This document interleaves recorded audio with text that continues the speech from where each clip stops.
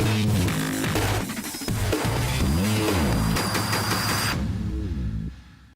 everyone, let's discuss revolvers. Originally I was going to add this segment in my part 3 video of Centrex's rear lock pistols, but instead I decided to make a short video of it, just dedicating it to revolvers only. And here's the thing I wanted to talk about. I wanted to talk about the different reloads that you would use with the revolver as opposed to the semi-automatics, and the advantages and disadvantages that a revolver has over a semi-automatic, as well as I guess like ways that you can't really use a revolver in the same way that you could use a semi-automatic, such as the positioning and grips and all that. I'm in Australia, okay, so there's shit gun laws here, and I ideally would be using a real revolver, but since I can't, I decided to buy a $2 plastic piece of shit, so here it is. Okay.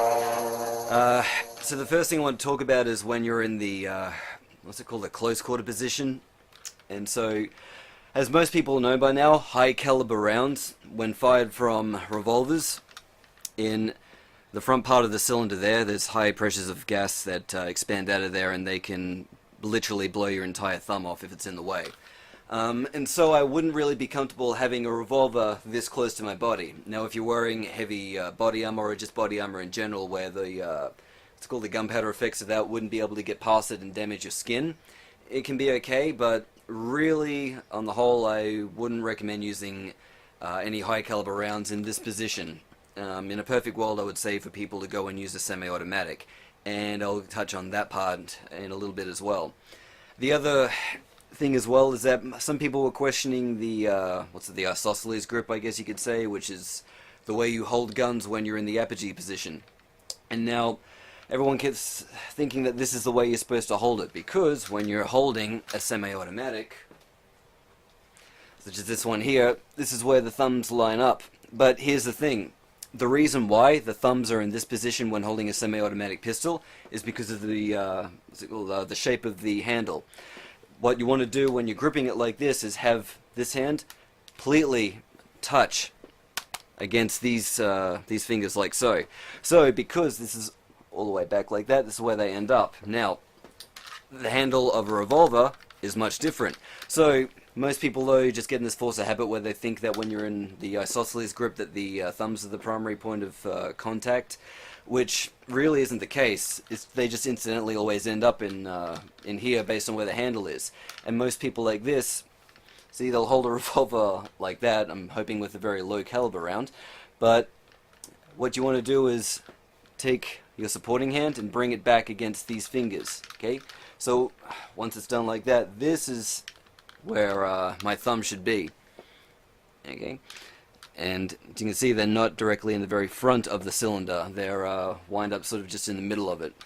And again, most people make the mistake of extending the thumb out more than it needs to be because they're used to firing semi-automatic handguns, and then that's where the thumbs always are. And so what you just want to remember to do is bring it back and make sure you're gripping on all the fingers of your weapon side hand. So again, that's where it would wind up. A question I occasionally get asked is, when you're holding the gun in the combat grip, if you would need to alter the positioning of your thumbs, because some people are worried that when you're holding the gun like so, that the thumbs are going to depress the cylinder release and then eject it. Well, here's the thing. I fired revolvers several times at the shooting range, never in combat. But every single time I was holding the gun like so, never once have I ever depressed the cylinder release. And the reason I think why most people are paranoid about doing that is because they don't understand how the thumbs are supposed to work. So here's what the thumbs are meant to do.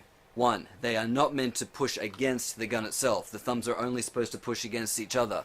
What I want you to imagine is that your thumbs are sentient beings with faces and lips, and that they're passionately making out with each other. Okay? So at no point should you be depressing the cylinder release while in this position, because the thumb should never be pushing against the gun itself. And if that does happen, well, just to put it bluntly, you're doing it wrong, so make sure you stop doing that.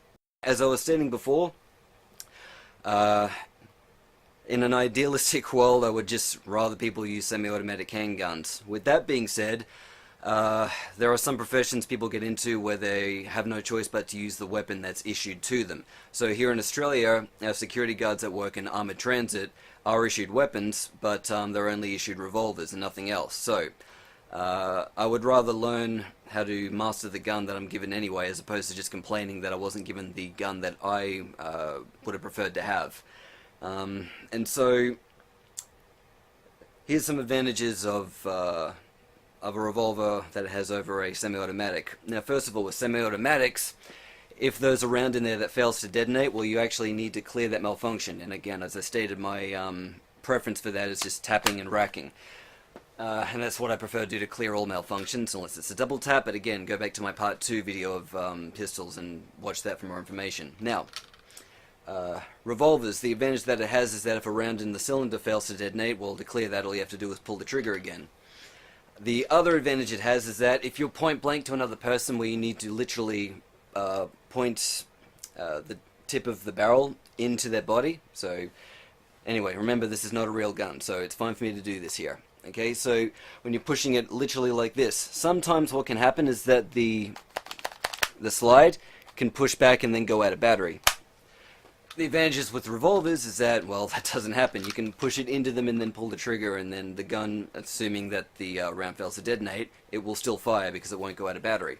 The other advantages revolvers have is that, unlike semi-automatics, if someone was to grab the gun like so, assuming there's a round in the chamber and you pull the trigger, you'll only get one round off, and then you have to manually rack the slide to get another round in the chamber.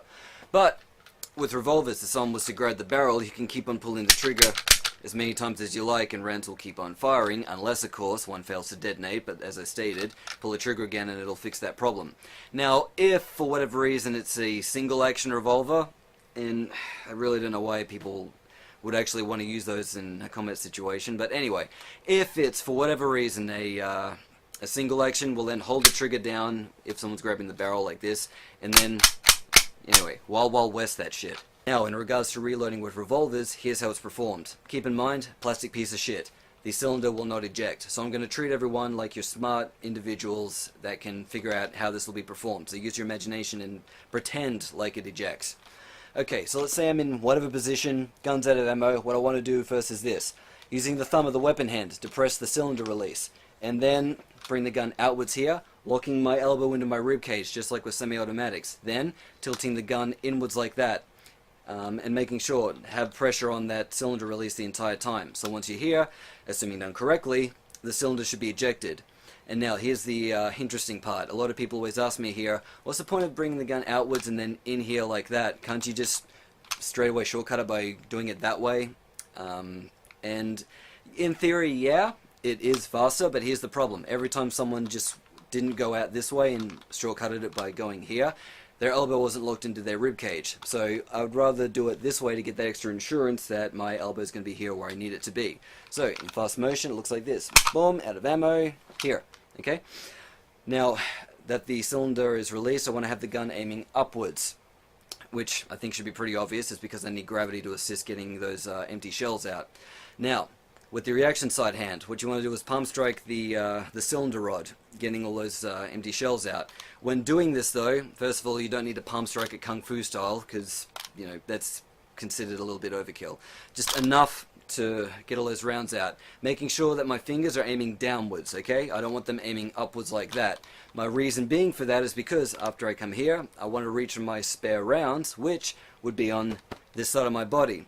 And so once I'm here, if my finger's already aiming down, as I go and reach for those spare rounds, while my hand's already in the position I need it to be in, I don't want to have it upwards like that because it takes me the littlest bit longer to reach for them. So, now, logical people should have their spare rounds in a speed loader. So, what I want to do now is, after I've, boom, palm strike that, got all those other rounds out, grab the speed loader, now have the gun tilted downwards, place those rounds in the gun, and the little plastic part that keeps those 5 or 6 rounds in place should break off once you place it in properly.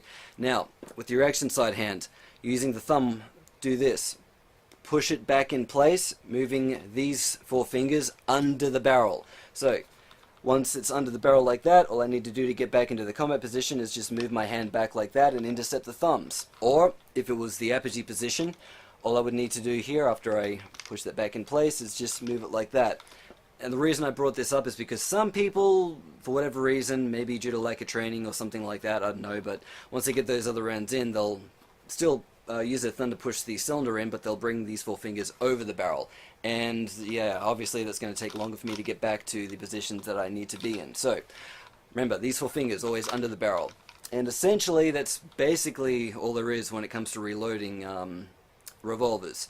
The other difference is that if there's already no rounds inside and you need to reload it, well, basically all you have to do then is just simply eject the cylinder, grab the other rounds, and then, you know, everything from that point is the same. But the only thing you're cutting out is the pushing of the cylinder rod to eject the rounds, because they're not in there.